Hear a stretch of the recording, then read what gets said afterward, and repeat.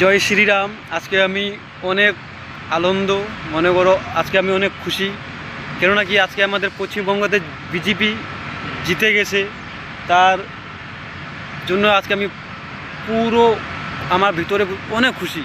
কেননা কি দেখো, মমতা যা কাণ্ডকীর্তি করছে না আমাদের পশ্চিমবঙ্গকে আমাদের পুরা কাঙ্গাল করে রাখছে মমতা ব্যানার্জি। যারা পড়াশোনা করছে আমাদের ভাই বোনগিরা, তাদেরকে কি বলতেছিল, তোমরা ঘুগনি বেচো, দোকান খোলো, ছোটো চার একটা তেতলি নো দোকানে চা বানাও আর চপ বানাও, বিক্রি করো, তাতে তোমরা কামাবা 200-300 টাকা করে কামাই নিবা।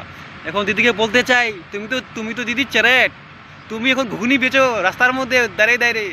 আমরা যাবো না খাইতে, আমরা যাবো খাইতে তোমার কাছে ঘুগনি, তুমি বেচো গা দিদি।